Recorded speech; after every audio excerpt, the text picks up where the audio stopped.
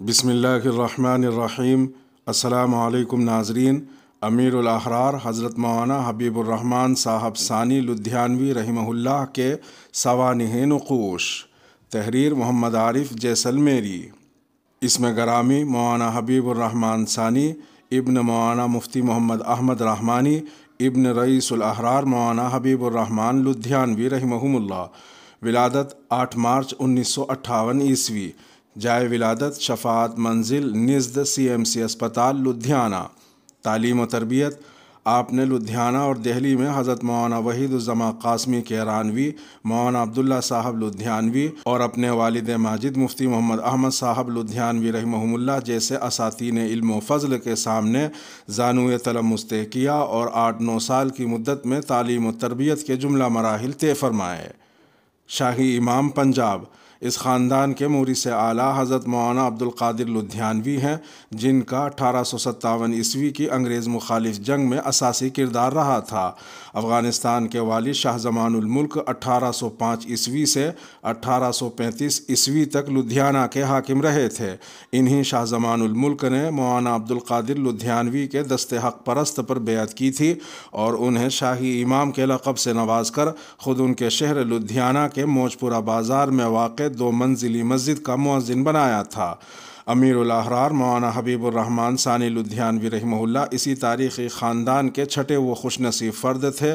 جو سن 1980 عیسوی میں حضرت مولانا محمد یحییٰ صاحب لدھیانوی، مولانا رشید احمد لدھیانوی، مولانا احمد سعید لدھیانوی، مولانا خلیل الرحمن لدھیانوی شاگرد علامہ انور شاہ کشمیری، مولانا سعید الرحمن لدھیانوی سیکریٹری حکیم الاسلام حضرت مولانا قاری محمد طیب صاحب سابق محتمم دارالعلوم دیوبند جیسے اکابر علماء کی موجودگی میں شاہی امام پنجاب کے اس عظیم منصب پر فائز کیے گئے، اور اس یادگار موقع پر آپ کے والد ماجد مولانا مفتی احمد رحمانی لدھیانوی کی زبان سے یہ تاریخی کلمات صادر ہوئے تھے کہ آج میں نے اپنا مشن مضبوط ہاتھوں میں دے دیا ہے، انشاءاللہ میرا بیٹا حبیب الرحمن حبیب ثانی ثابت ہوگا۔ دینی و علمی اور ملی و سماجی خدمات۔ آپ نے اپنے دادا مرحوم رئیس الاحرار حضرت مولانا حبیب الرحمن لدھیانوی کے نام اور کام اور اپنے خاندان کی روشن روایات کو بہت خوبصورتی اور پختگی کے ساتھ آگے بڑھایا اور مسلمانان ہند کی ہر محاذ پر مثالی قیادت فرمائی۔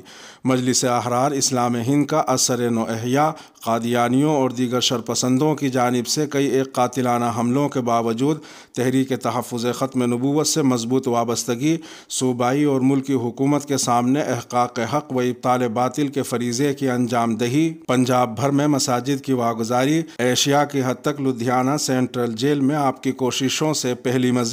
مسجد ختم نبوت کا قیام، ملک و بیرون ملک کے دینی و دعوتی اور ملی و سماجی اسفار، 100 سالہ احرار کانفرنس لدھیانہ، بزدل قائدین سے آپ کی صاف باتیں، علماء کو ان کے مخلصانہ مشورے، جہاد بالسیف کی بابت ان کا بے غبار اور اسلامی تعلیمات سے ہم آہنگ موقف،